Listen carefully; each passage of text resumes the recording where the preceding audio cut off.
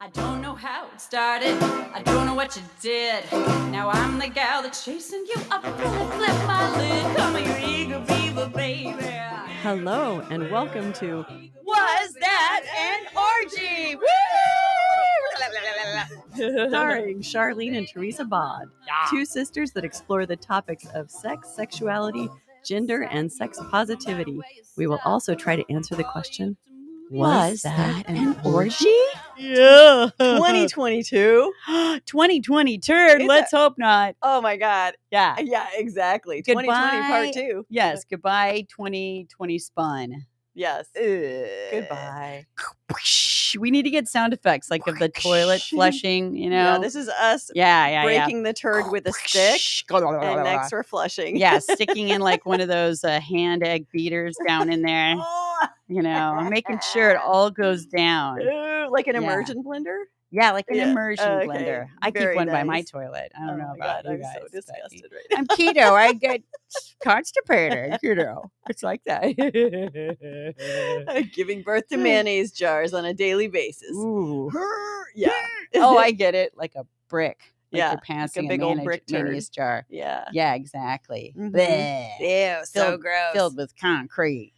Yeah. Oh man. So yeah, hope you guys like our Christmas picture. That was actually a picture of our actual Christmas. I brought Jesus, the blow up doll.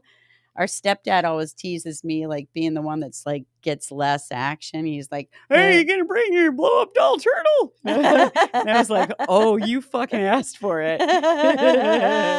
I was gonna dress him like Jesus too and put a birthday hat on him, but you couldn't find a little white robe small enough for him. Yeah, I was just like, you know me, just always meaning well, but then running, you know, I have problems with like time management and planning. So then it was just like, grab the blow up doll, put it in the car. And I had it in the passenger seat, you know, so that I could drive in the, you know, carpool lane. It was great. I almost brought him into our stepsister Dinah's dinner party, but I was like, nah. Oh my God, that would have been so funny. Wouldn't that have been great? I just don't get why they sell him. Like, he doesn't have a penis. He doesn't have any holes. He doesn't even have a hole in his mouth. Yeah. His chest hair is fake. Yeah. Everything is fake. Yeah. What is the point? I think it's a sign of the times. They think that a woman just wants something to talk at. Oh. You know? He just listens so well. They just forgot to put like a nod feature in him and go, you know, maybe like a little, you know, one of those like little push button, like the fart machine that can say things like, "Oh, and how'd that make you feel? Oh, I'm so sorry." You know, things like that. Yeah. I hear you. I hear you. Yeah. Yeah. You have to get, "You're pretty" in there every once in a while too. You're pretty. Yeah, exactly. You're pretty. Yeah. Oh man. Yeah. I love him. He looks like a little Burt Reynolds. He does look like a Burt Reynolds. I think that's kind of cute. Yeah. And he's like only like 4 foot, I don't know, 10 or something like that. You know, perfect for motorboat slow dancing, stuff like that. Yeah. Kind of squeaky in all the right places. Oh my God. Yeah. Oh, so you have such a special story for us. I do have a special I am story. so excited. And this was like kind of a cool way for you to wrap up the last couple of years. Like you did some major growth in 2020 and 2021. Let's not talk about my waistline right now. Yeah. Oh, I'll man. say. So yeah, I'll just break it down. I'll just jump right in. Get break it. Yeah, so for about 15 years, I'm going to confess to the cameras. Mom likes it when I make eye contact with the camera. This one's for you, Mom. Okay. So for about 15 years, I have been wanting to go on an ayahuasca journey. Ayahuasca. And like, it all started with a National Geographic article I read and just sounded pretty fucking spiritual, pretty badass. And, you know, I've been doing lots of healing work my adult life, not just being a massage therapist, but I kind of more identify with being a wounded healer, where it's like, you know, first you get wounded by life and then you get attracted to healing.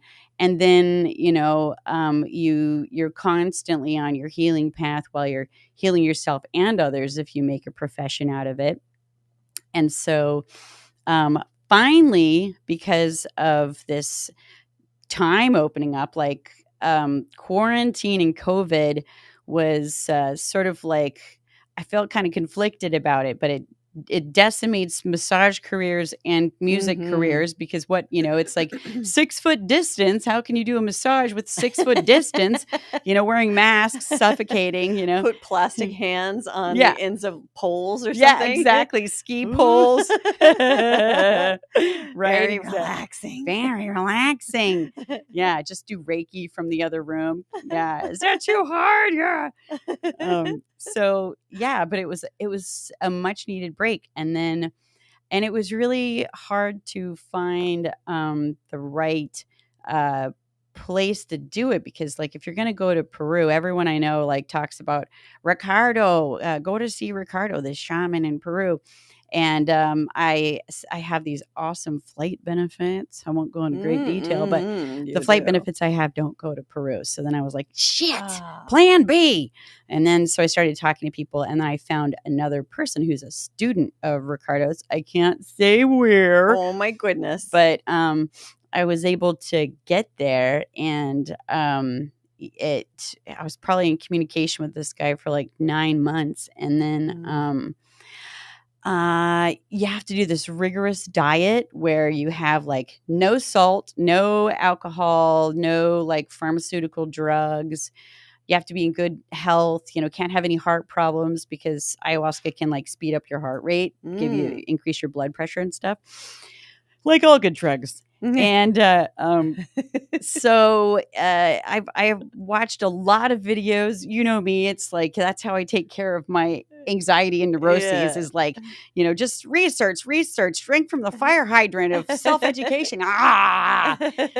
And so then I watched a lot of videos saying, oh, look, it's my dear friend calling. Oh, who's that handsome man? I should just put him on. No, I won't do that. I won't put him on speakerphone. Yeah. My husband's calling. I love you. But anyway, so let's see. Where was I? Oh yeah. Yeah. Diet. Everything. Yeah. So I had to kick my sleeping pills and, get off. Oh man. You're also supposed to eat like a real low fat vegetarian, no salt diet. And so that there's nothing in your body that's like conflicting with it, the ayahuasca. And then people have said, when I watched all these videos, they were saying like, well, go in with a lot of intentions, and there's so much conflicting information. And some people were like, no, ask it what it has to teach you. So I kind of made a plan to do both. And it was really trippy because I think that I was so nervous about all the crazy stories you hear. Like some of the videos are out there are like, don't do it. And it traumatized me and stuff. And so I went in with like a lot of intentions, so much so that I almost felt like, just almost like hyper alert, hyper vigilant, like, don't hurt me. Oh God, And so how it goes is we were all like staying in a yurt together, 12 people. Most of them kind of knew someone in there. And then and you're going to sleep in that same room. And then there's like this commons area where you can go and cook and things like that. And so then what they do is they, you all get on your like little pads in this big circle and take your ayahuasca. And then you, after, a couple or few hours, who knows? Because there's no clocks. And when they do the ceremony, that everything's just blackout. Oh, blackout dark. What? Really? Yeah. So you get high and sit in the dark? Yeah.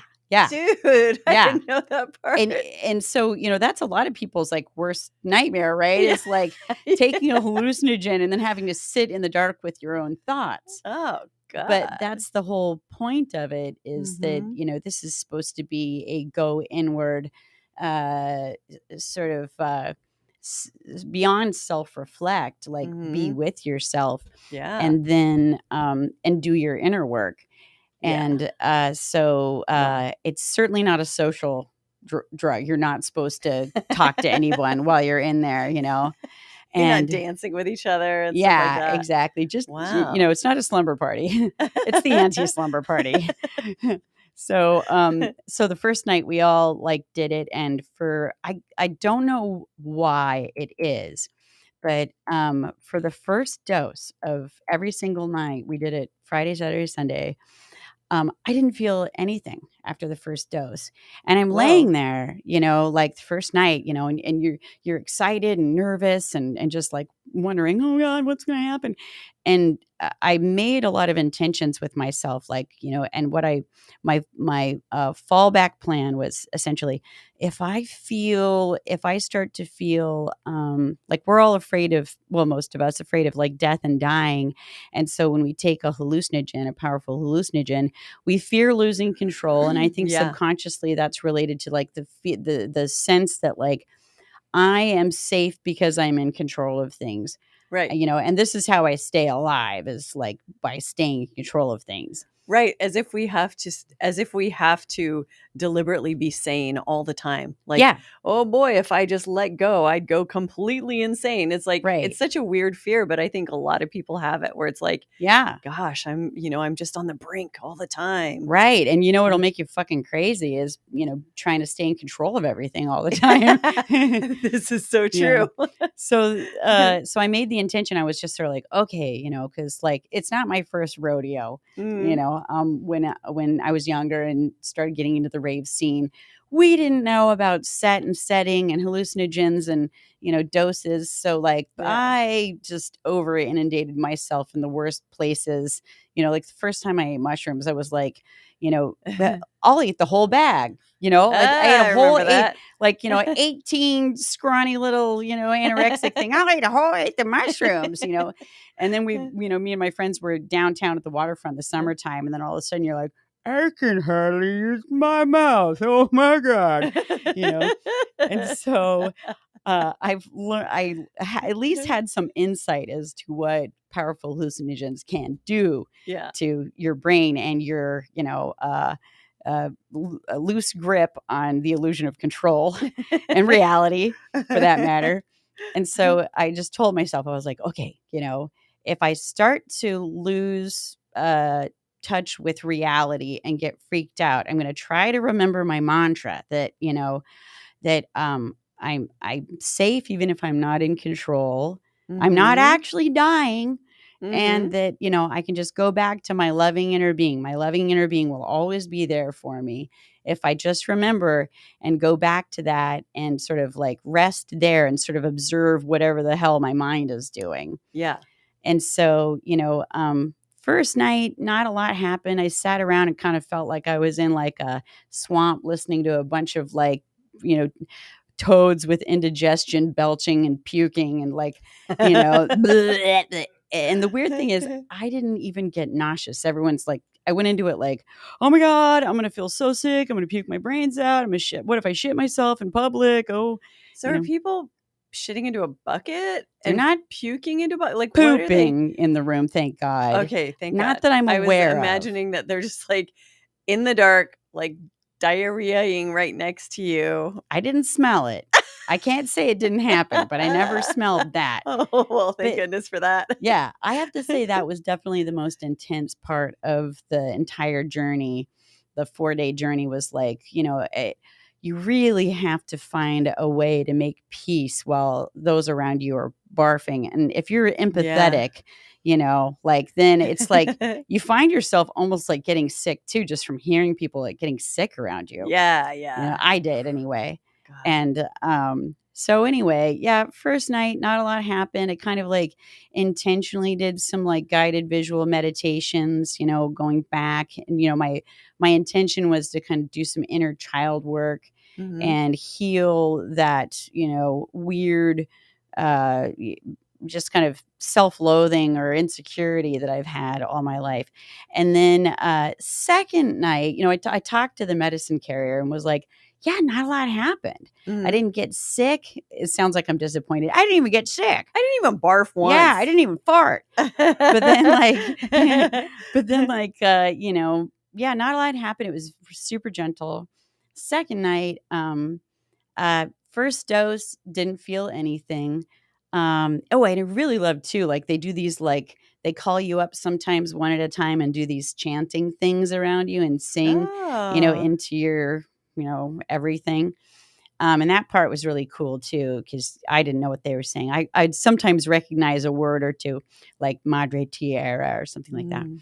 And anyway, the second night, first dose, nothing. And then I'm starting to like lay there and feel entitled and pissed off. Like, did I really spend this much money Yeah. to travel this far to just sit around and listen to people puke, all weekend? Sounds fun. I know. It's a Yeah. gay old time. Woo-hoo, Yeah, if that was my fetish, then that would be like fucking awesome. But Totally. not my fetish. So then, like, yeah, second dose, when they call you up for the second dose, then I started actually. Oh yeah, and I think that for some reason with me, I don't know if it's the sound. I'm so like auditory, Mhm. but it was when they did the singing thing after the second dose. That's when it like kicked in, and then I was like, Oh. okay, I fucking feel something now. This is, and it's different than, I've taken the gamut of, hallucinogens, LSD, MDMA, mushroom, and so just keep going down the list. And then I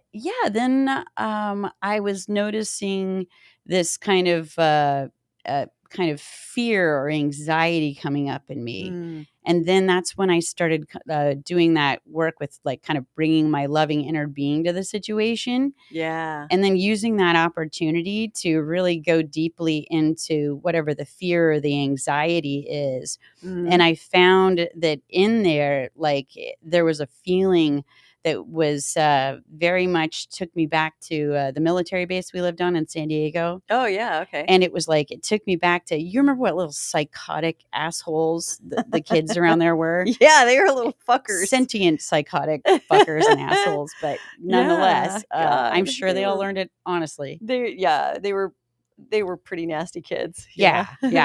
So first, what I did was, it was really, I have to say, probably one of the most profound experiences I've had in my life, Ah. because there's such an emotional connection that happened. And for a lot of people, like, they say that, like, who doesn't have trauma? And, Mhm. these days, it's like, Right. we're discovering how easy it is to like get trauma, and trauma can make you start to like live in your head and disconnect with your body because it's safe. If you stay in control in your head, Mhm. then you don't have to feel the out of control uh physical experience Mhm.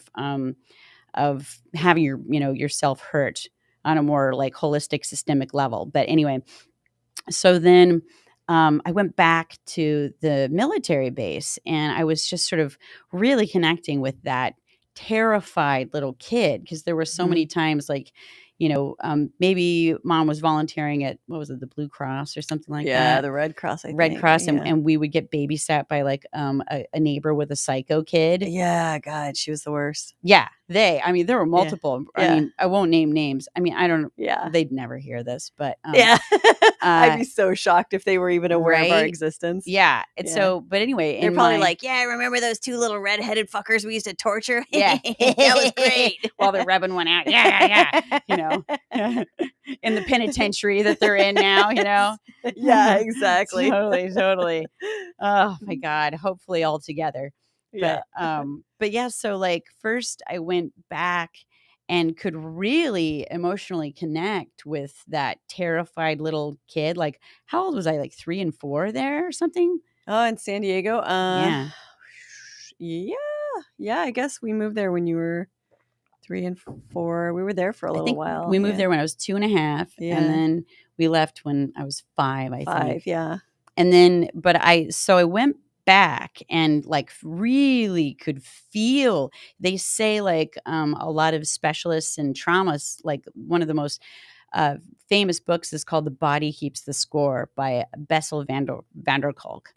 And that's, the whole point of it is that your body holds those memories and that Mhm. you can access them, which sounds terrifying. But what I found is that it was actually, it was, when you're putting so much energy into avoiding something, Mhm. and then you have some kind of like chemical assistance like this, and the intention, you're in the appropriate set and setting to do this kind of, medicinal, psychospiritual, emotional healing, Mhm. it's appropriate and you can do it and you've got the support there. And so like I really connected with like this terrified little Teresa. And what was cool was that I was simultaneously having the experience with that intention I'd had to stay connected with my loving inner being, Yeah. that kind of Yeah. sentient aspect of yourself. Yeah. And then it was like I went back and as my loving inner being stood up for myself, and talked to all the little kids and set the boundaries, and like put little Teresa inside and like literally had this conversation, not out in my head, Right. but then and it felt really good. I could, and it was such an interesting feeling to feel really emotionally present and in, my inner child Yeah. and be this other loving inner being. And I found that in the moments too, like I was even like kind of holding my hand, and one hand felt like the big hand, and one felt like the vulnerable hand, Oh, wow. and so it was very profound. And then at some point, I found they kind of integrated to where then I couldn't feel, which hand was the big and the little. And they both kind of, it became an integrated experience, like, me coming back into being both of those things. Yeah. And it was so profoundly empowering. And then strangely, then like the kind of scary shit started happening, where it was like all of it. You're like, oh no, it really was like, what are those called? Like a Not tornado? A or tornado. something? Yeah, that's it. And so then it literally, like, I'm glad you mentioned that, because honestly, then the visuals really started to take over in my head. Oh, And, dude. when you feel the visuals start to take over, then you're like, oh shit, fasten on your like psychic safety helmet, Yeah, because and you're in a perfectly black room, so the Totally. visuals are all created by your brain. Yeah, There you is can't- like no yeah. light right. helping those visuals happen. That's Yeah. kooky. Wow. Yeah, it was Okay. cuckoo for Cocoa Puffs. And then, so the visuals, but I just kept telling myself, like, okay, this is the part of the trip where you did ask ayahuasca, like, well, also show me what you have to show me, teach me what you have to teach me. Mhm.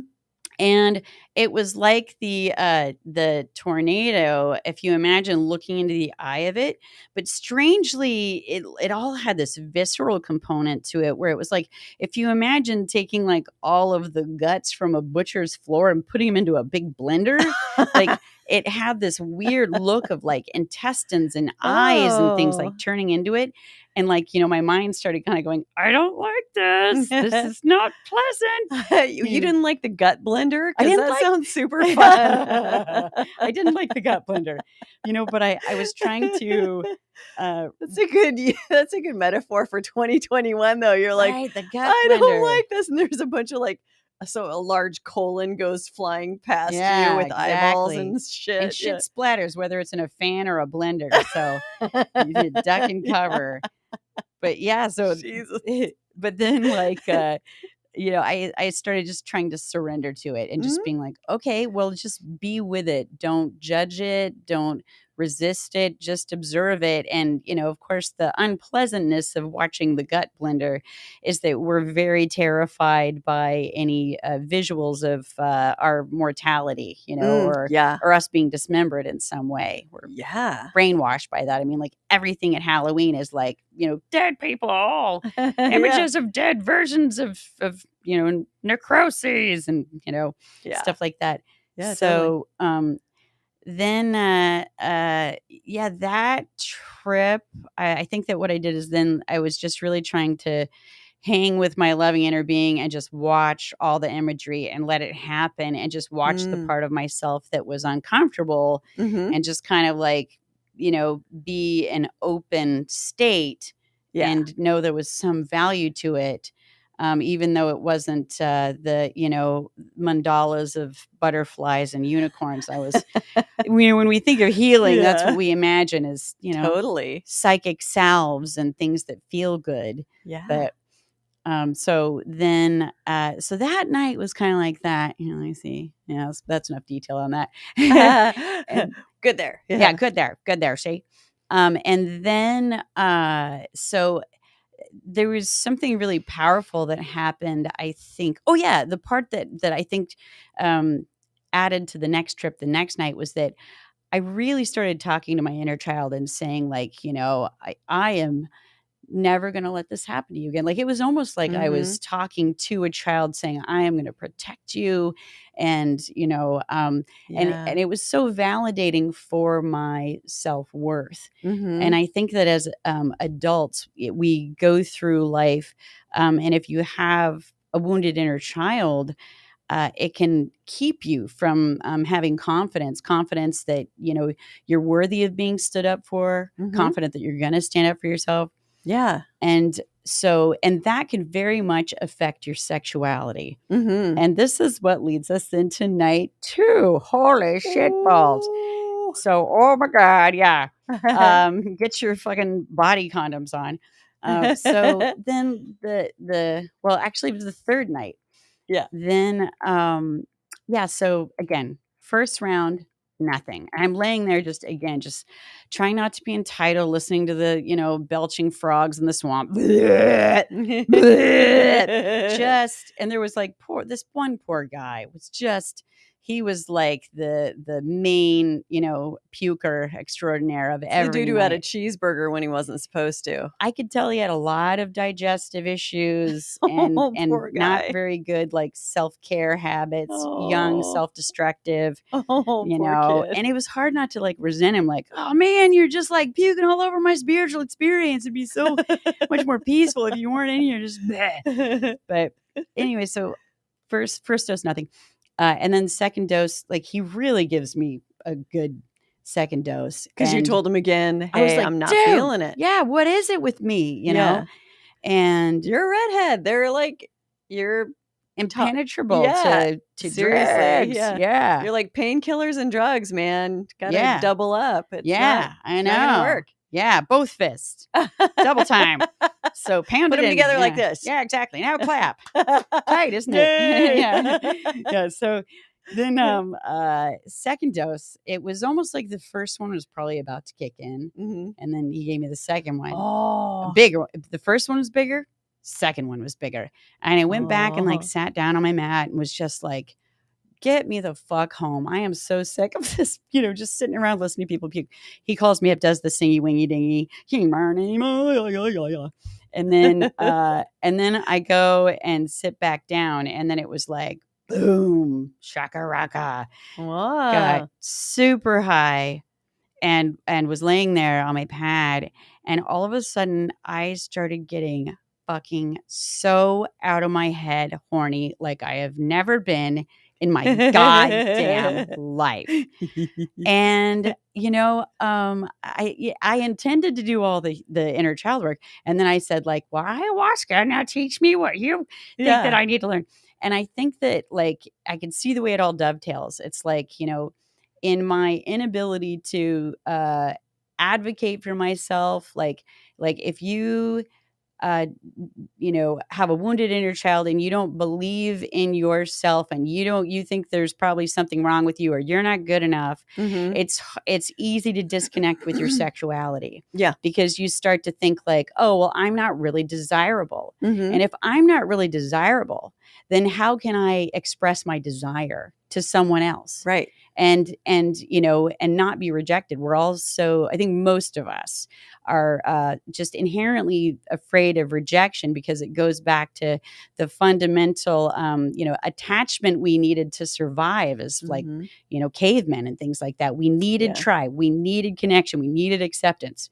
So if you don't have that feeling and you don't know how to give it to yourself, then it's easy to be tormented and subconsciously led by a fear of rejection. And so I think after I did like the inner child work of like, really holding myself, really loving myself, really seeing my worth and feeling it, and coming to, this profession, this commitment to advocating for myself, protecting myself, loving myself, delighting in myself. Then all of a sudden, the last night was like, then all of a sudden ayahuasca, answered my question of what do you have to teach me? It's like ayahuasca was like, oh, hey, you know how you kind of withdraw from people and your sexuality because you get overwhelmed, because you have a hard time standing up for yourself and expressing your needs and desires. You know how you just shut down to the most fundamental energy of life itself, and what life and everything that's alive is like your body is designed to do is like, procreate and connect. And we are creative beings, and it's like, this is like the center of our procreativity, and I think now our creativity. And so it was like, Totally. all of a sudden it was like, Mount St. Teresa's monkey was like just laying there in my sleeping bag and just like not knowing what to do with it. And so then, like, I mean, it's pitch black. I hope no one in the room actually watches this, because then I was sort of like laying there like, well, maybe if I just like get rid of it like a hot potato, I'll try to just like diddle myself in my sleeping bag. And, and ayahuasca was like, girl, you can't just like throw it away. You're going to feel it. So then I was just like laying there, just like, and as I was just trying to think, how do I get rid of this? How do I make it go away? And that was the big lesson, is like, no, this is the ultimate, like, this is the most profound thing you have to take away from this is really feeling the power of it, really feeling the life force in it. I've struggled in my past with feeling, anxiety and depression and things like that. And you're depressing your life energy. And all totally. these goddamn Victorian shame ethics that, help, they misrepresent our sexuality, and they contort, our body images and put so much shame into it and everything. And, it's like when you, what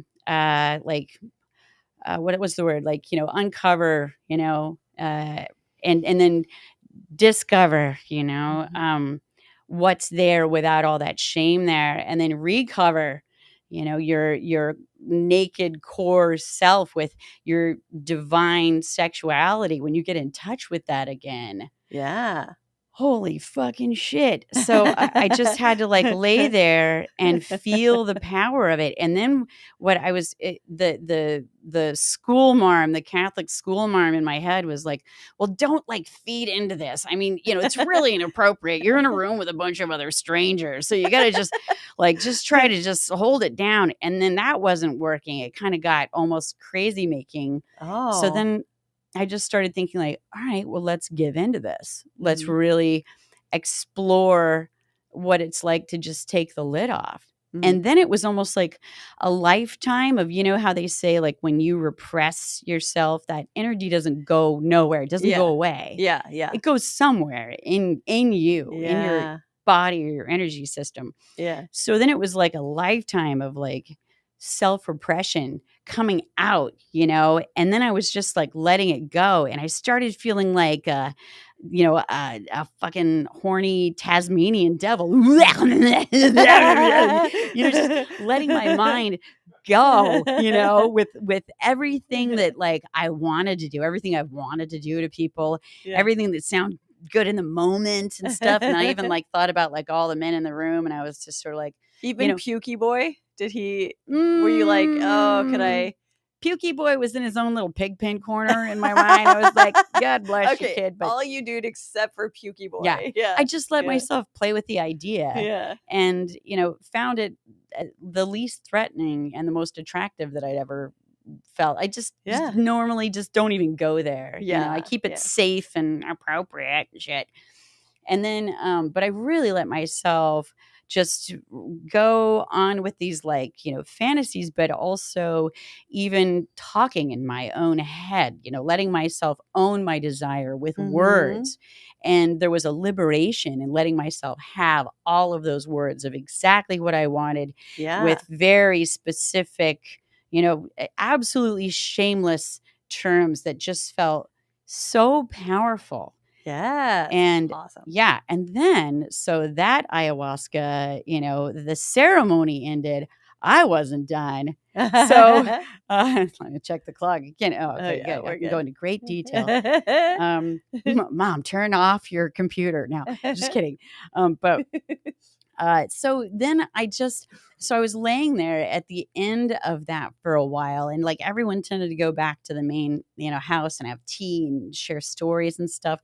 And I was just kind of like laying there, like, still having these like visuals and kind of contemplating what to do. And I get so much out of like connecting with other people. Yeah. But I really felt like I had gotten in contact with so much love for myself, my inner child, my inner being, but then this like sexually liberated, for lack of a better term, self, that all of a sudden I was like laying there in my sleeping bag and I was just feeling like, I don't think I want to share me right now. I'm pretty into me, And then all these strange new ways of talking to myself were coming to my mind, like, anything for you, Teresa. Like I was the precious one. And everything that I wanted, there was a part of me that just delighted in serving myself and pleasing myself, giving myself everything I wanted. And then, I was like, yeah, you know what? I just want to be alone. I just want to be with me. It's like being in love with someone else, you just want to be alone with that person. Oh my God, that's so awesome. It was so awesome. So you were having like new relationship energy with yourself. Totally. Yeah. That's amazing. Yeah. And it was different than like, I'd taken ecstasy and MDMA when I was younger. And that was a more, what would you say? Like, forced experience. I can't think of the right words, but it's like, it does that to your chemistry. Yeah. It's just like, and now you're going to feel good, Yep, it does. And people have had bad trips on that stuff too, but for the most part, it just dumps your brain with, oxytocin, endorphins, serotonin, all that shit. Yeah. And so this was, you with ayahuasca, you can very much have a bad trip or a good trip. It's all you being with you. Yeah. So then like I decided like, no, I want me all to myself. And then I went to the car and luckily I had a couple sleeping bags in there. And I made like a little fort in the back of the car, and I was like, no, it's all me. No one gets to like see me. And, ate some like, protein bars and stuff like that. And I was just feeling so erotic, so insanely erotic and sensual, and was just like new relationship energy all over myself. And then, I was just sort of like, once I was in my car and I gave myself permission, I was like, yeah. I want to go all the way with myself. I'm really into me right now. So then like, I started kind of like taking my clothes off in the back of my car. And it was like, I was really touching myself with more awareness than I ever have before. Like, I think that especially as women in this culture, there's a lot of conflicted body image stuff we're given, especially about like our vulvas, our vaginas. There's so much shit around like, oh, they stink or they're ugly or, the discharge is gross. You name it. And I remember as a child, like, even just being so paranoid, walking down between the desks at school, like, God, can everyone smell me? Just this paranoia. You can smell my pushing. Yeah, it's so gross. Even if you showered that morning. Right, totally. Yeah. Just this paranoia that it's gross, you're gross. Totally. And so you combine that with like wounded inner child and, forget about it. And so my sexuality had always felt like it was almost like it was for someone else. Or for someone else's pleasure, or that someone else could give me permission if someone reflected to me that I was good enough, or that, my genitals and my body was good enough, that I would, be able to access some sense of the most open sexuality I'd experienced up to then. But then it was like, all of a sudden me doing all this healing work and then like touching myself with this new relationship with myself, it was really incredible. And then there was the moment, where I was like, I'm going to touch my pussy. And when I touched my pussy, like in this space where I was still high, like, holy shit, dog. I had never felt something so erotic in all of my life, something so powerful. Like it really felt like this it wasn't just erotic or sexual. It was like this powerful, like energy center. It was the most powerful thing I'd ever felt and the most beautiful thing I'd ever felt. Like, everything about it, the warmth, the moisture, the softness, the sensuality, like it was blowing my mind that I have had this my entire life. And I have been missing it the entire time. I felt like, no, this is real. All that other shit that I've been, feeling and thinking about, this part of me, this core of me, that was all the illusion, the imprisonment of all that negative conditioning. And that now I was finally being in touch with and being integrated with what has always been there. And beginning to feel for an inkling, like it's like I was saying, sometimes other people have touched me or my body.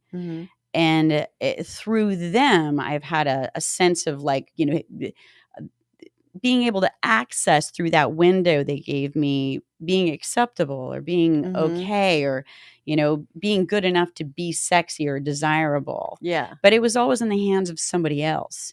And right. And in some way it was always having to work against your fundamental or your core concept that you were gross or unattractive or something like that. And so it's like it could get you 75% of the way there, but it can't completely negate that inner voice that's saying, yeah, that's gross. It smells like tuna and it's ugly. Like you can't. So once you finally get past that and you're like, whoa, this is amazing. Then you could, first of all, accept it yourself. And then like, I guess I'm kind of curious, have you been with anyone else since then? And like, has that changed? Well, that is I think that it has changed. It has changed. I wanted to go back to and say, I think one of the things I learned about it, which can hold you back sexually, is that we're also afraid of rejection. And I think that that's because if you haven't done your inner child work, then it's like, really the pain of rejection is that, if you agree with them, the only person that can really reject you is yourself. And so if you agree with them, then, it just touches that core instantly of they're right. I am unlovable. I'm not sexy. I'm not worthy. I am, I'm not desirable. No one wants my desire. I knew it. This was going to fail because I'm unlovable. Yeah. And you're going to be proven right eventually, like unless they die or something like that. Then that doesn't mean you're unlovable, but anything else. Yeah. And other people's moods can come and go and how they feel about you can come and go. But like, that's what I really had this dramatic experience. I can't even find the words for it. It was, all of it, physical, psycho-spiritual, emotional, visceral. And that it really, I started getting insight too, like, in those times in my life where people had desired me or had found pleasure in like touching my body or, experiencing my genitalia and stuff like that. There was really always a part of me that was like, really? This old ham wallet, but then I finally I was like, oh my God, maybe some of these people were actually experiencing me the way I am experiencing myself right now. Yeah. Like maybe even though I was missing it, they were still getting it, that the portal, the energy center, what it is. And so that was another breakthrough too, is like, I really didn't believe them when they were like, ooh la la, this thing. I just sort of thought like, oh, sure, everyone has to say that, you know? Yeah. Right. But then I was like, oh, holy fucking shit. Now I get it. It is it. amazing, you know, and they're all amazing. Yeah. Yeah. Yeah. That's So, awesome. yeah, I feel like it just kind of like, and again, that just being, experience number one. Yeah. I like, as the medicine carrier said, it's like, from your first experience, you're just basically like maybe halfway through the second paragraph on the first page of the book of ayahuasca, Wow. ayahuasca healing. But I definitely Wow. feel like literally once it was like, someone like unhinged like the fire hydrant, or like I was calling it like Mount St. Teresa. Like it was fucking crazy making. Like I couldn't put the lid back on, so like driving back, I drove to this secret destination. But when I was like driving back, I was just like seriously like, felt like the Tasmanian whore devil, just like, like all these plans in my head. And I just decided to let it go. Like keep going with it. Like let the desire go. Cause it felt so great to just be able to own it and, and feel worthy, feel connected, feel the power of that desire and to be able to speak that desire, put it into words and to be alleviated from the, just that lead blanket of shame. Yeah. And I just feel like it has really changed not just my relationship with my body, not just my sexuality, but with my life itself. There is something so essential about your sexual energy that when that is again connected to your core, your sense of self, your worthiness, your desirability and your desire. And when you get that connected, now I've felt differently creatively. I've felt much more motivated to take on the creative projects that I've gotten started with because, if you're just feeling like I'm not worthy, then, why complete anything? Who's going to want to see or buy anything that I make? It's all a part of me, which is not enough. Right. So, yeah. Yeah. It just can't be, it couldn't possibly be enough. Couldn't possibly be So enough. have you had the experience of like now kind of coming from that place of power, desire, stuff like that, and expressing a desire and then getting a reaction around that desire? Like, has that been an experience for you yet? Because I know that is a really powerful experience when you have it. Yeah. I've had that experience and it does feel like some next level shit. And the great thing is like I even mean that on all levels of being able to express my desire and my sense of self-worth in general on the planet. I feel like I feel so much more permission. And even I have had a wonderful opportunity to stand up for myself. Like, I can't remember if I told you about that chick in my Zumba class that kept like hitting me. That was after the ayahuasca thing? I think so. Oh, that's awesome. Yeah. But anyway, it was like, there was someone in my Zumba class who had a problem with my race, my authenticity, and was like, hitting me in the class, quote unquote, accidentally. And I was able to approach her and very, again, I, made the intention to connect with my loving inner being and just kept telling myself, if you come from your loving inner being, you can't go wrong. You don't have to, there's no war to win here. It's about just being with your loving inner being and standing up for your precious little self, and you can't go wrong. And it ended up being the most beautiful connection that I had with this woman. We had such a deep talk about race and we both we fist bumped and we both walked away after having that eye to eye, meeting as people, transcending race and healing together. Right on. It's fucking awesome. And then of course, as my life coach of 20 years died this last Thursday. Yeah. And being able to after having that ayahuasca experience of facing fear Mm-hmm. and facing losing control and exercising, coming back into my loving inner being and watching her kind of regress, lose Yeah. control of her body and her mind and become very much like a baby, and being able to kind of soothe her and hold the space for her as I did my little self was Yeah. profoundly beautiful. And and to be just with her body for Mm. a while. There were parts of that got a little scary, but I think it was days of sleep deprivation. Oh, Yeah. oh no. And all those horrible, horror movies you see where it's like you're I don't know, they're staring at like the dead body or something like that, and then like all of a sudden they it comes back to life, Yeah. and, And it grabs you. Yeah. So I found myself like trying to usher little Teresa, like, let's just be with this body. Let's look at what you're fearing, and then Yeah. but yeah, then Wow. after a while of just being, getting a little freaked out, I was like, all right, that's enough. Yeah. Okay. Yeah. So Yeah. Little Teresa isn't liking this so much anymore. Let's let's take care of little Teresa by getting her out of the room. Yeah, exactly. Let's go rub one out now. No, I'm just kidding. That's not my fetish either. Oh my God. Yeah.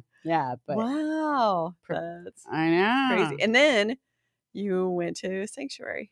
And then I did go to Sanctuary. Yeah, First thanks for time. bringing that up. Yeah. Yeah, for all that don't know, that's the would you call it a sex club? Yes, I would. Yeah, very much so. I would call it a sex club. Yeah, Yeah. that was nuts. Like I flew back from Jan dying, got home Saturday morning, did a show, and then you showed up and you were like, "Hey, come to a comedy club with me at a sex club," and I was like, "This sounds apropos." Like going from death to a sex club. I mean, no one was inviting me to like a birthing clinic. That would be the other counterbalancing element. True. So, I was like, yeah, comedy at a sex club. Perfect. Exactly. Let's fucking do this. That's pretty life affirming right there. It was. Yeah. Yeah. And talk about all that procreative energy. Like what I really loved going there. And I imagine that just like everything, there's a evolution to the experience of opening up to like being at a sex club. Like,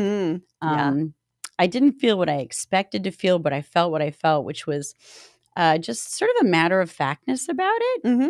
And I wondered how much there's a part of me that's probably still self-protective and cut off, shut down. Mm-hmm. But like, I just kind of allowed myself to watch people having sex. And it was so different than like, I've always been really uncomfortable going to like strip clubs because I just feel like, I don't know where to look. And also like, it's just not my jam. So it feels disrespectful. And then I start thinking about the strippers' childhoods and their fathers and wondering about their psychology. And are they getting enough to eat? And, all that stuff. Yeah. And all those huge tits look painful. And Jesus Christ, eat something. Yeah. So skinny. So skinny. But yeah, going to this sex club, I loved just how, it all just looked natural to me. It didn't scare me. That's great. Yeah. And the other great thing is that you figure like people that are having sex in public, they're not going there because they want privacy, Totally not. I mean, maybe they even get off on you looking and stuff. I would assume that. Yeah. I'm not, I don't assume anything, but I would say that could be a fair assumption. If you're going to a sex club and having sex in public, there's a pretty good chance that you're okay with people looking at you. Yeah. You might even be an exhibitionist. You might be an exhibitionist if. Instead of getting a hotel room, you go to the sex club. Yeah, exactly. Exactly. Yeah. And that was it was great also to see the gender diversity and fluidity. And, I don't always have the correct terms. You're the pro. But But and also the other thing that I really liked about it was the age diversity. Yes. Isn't that a great thing? Yeah. I was really kind of expecting like I'd be the oldest person there. Oh, but there were definitely some people like, much older than you and I. And I was like, oh, that's awesome. Yeah. I love seeing that. Yeah. It kind of lives down that fear that, we all have when we're younger of growing old, which is usually synonymous with like becoming, shutting down to life and becoming irrelevant. Yeah. Irrelevant, invisible, Yeah. non-sexual. Yeah. Again, on that life essence thing. Yeah, right. And there they were, just like, yeah. Yep. Totally into it. They were. It's inspiring. Great. It is. I think that's part of what I like about it, is that it is so open to everyone. Everyone except for haters, really. Yeah. Haters can fuck off. But Yeah. everyone else, it's just like body shape, body type. Right. What you have in your pants doesn't define you. All that, just all of it is just completely open, especially there. Yeah. And so it is like a very, and it makes for a really interesting sense of community, because you do wind up talking to people that you wouldn't normally see on a day-to-day basis. And you might go like, oh my gosh, this feels like community. And I may not have run into you otherwise, because who knows, maybe you're a lawyer and, Yeah. I'm a comedian, so it's like, yeah. It's very But cool. when all the clothes come off, but we're just monkeys. Yeah, we're just monkeys. Yeah. But yeah, that was another thing too that felt different about it, is that I think that there's an underlying intention to connect when you go there. Yeah. And it's not just like the average, like, club or meat market where a lot of people are, they're doing the old like peacock mating game, where a lot of people, they might be going to a club, but really looking for that mate, the one mate. Yeah. And the feeling of this club was that people were really there for just connection and experience and self-expression. So it felt more open and connective. Yeah. And playful, I think, too. Like, at a normal club, it's like, look at me. Oh, I'm too cool for you, though. Look at me. Don't look at me. Wait. Yes. You're looking too much. No, you're not looking enough, Whereas at this club, it's like, hey, hi, how you doing? Oh, you're looking at me. I'm looking at you, too. Yeah, right. Just super It's more casual. Shameless. It is. And it should be shameless. Right. Yeah. Yeah. And joyful. That's one of the things I got from that, too, is in the absence of shame, it feels like there's so much more palpable joy and pleasure. Yep. When you don't have that like fissure of like shame, just like pissing on your orgy, it's, there's so much more lighthearted joy and affection and things like that.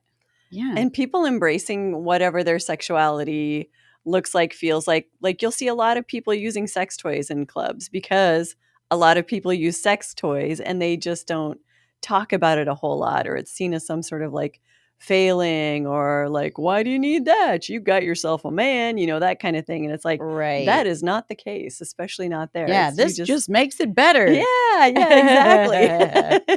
I didn't notice that. The only thing I noticed was, I think someone brought a flogger. And then the other thing I thought was interesting was I saw multiple people like not taking all their clothes off to have sex. Yeah. Yep. Just kind of, I don't know. Is there a term for that? I don't know, actually. But yeah, a lot of people like, and I think maybe that's part of the fantasy of having sex in public is, oh, I'm partially dressed, or like you just hiked up my skirt or something like that, Right. Like maybe part of it could be a fetish. Part of it could be like just having a little armor, a little safety, not feeling totally revealed and vulnerable. Yeah. But being able to just kind of, sneak it. Yeah. Kind of Donald Duck your way into sex. Oh my God. Donald Duck and Porky Pigging it in the corner. Yep. But that's all, folks. Hand me the cum rag. Pork ducking. Pork ducking. Tur what the fucking in the corner. Just making sure it gets stuffed. That's all. That's all I know. That would be so fun to wear like a shirt and someone wear a pig mask and someone wear a duck mask. Yeah. And they're both wearing shirts, and then they just go to a club and fuck in the corner. Like really awkwardly fuck in the corner. Oh my God. That just gave me a great Halloween costume idea.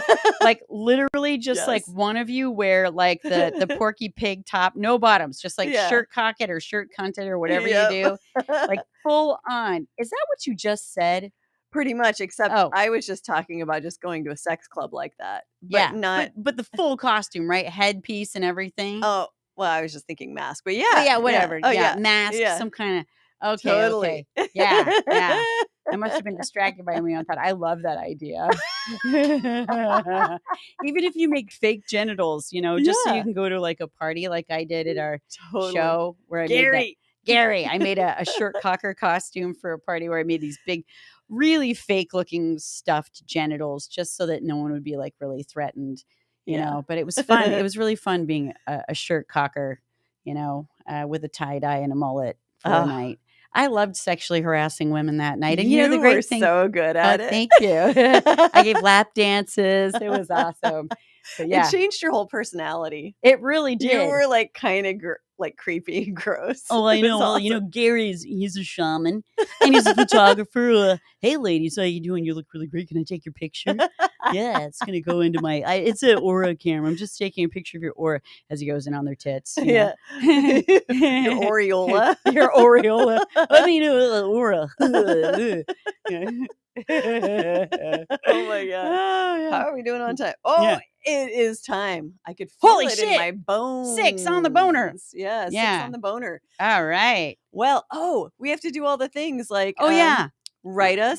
Was that an orgy at gmail.com? Check out our Yes. Insta, which is below. Yeah, you can click on everything below, no pun intended. Yeah. And then, if you do all that stuff, we'll get used to the spiel one day. It's like, if you like us on YouTube and subscribe, all of that just kind of helps us get to where we can like maybe make some ad money one day. Yeah. And we have a Patreon. Oh yeah, we have a Patreon. Yeah, we were super clever. We called it, was that an orgy, I think. Yeah, I Pretty think so, sure, right? yeah. Yeah. And yes, every episode is paid for by this bitch. So, if you, I don't know, even give $1 a month, it helps to like keep all these fabulous lights on and pay that stud in the other room there. That's to like, right. yeah. Bow, chicka, wow, wow. He He doesn't dance for free. No, he doesn't doesn't. dance for No, he free. doesn't. Oh, he might for us though, just for us. Yeah, after the cameras go off. I hope so. Yeah, yeah. Is that all, folks? I think that's it. Are we Porky Pigging it now? Yeah. That's all, folks. Thanks for tuning into our tune-in. We'll see you next Tuesday. Cunt. You calling me a cunt? Don't call me a cunt. You better not call me a cunt. We're back. We're back. Yay. Woohoo. Yeah. I'm there beside you, no matter where you stop. I'll follow you to movies, even to the barber shop. Now, eager beaver, baby. Eager beaver, baby. Eager beaver, baby.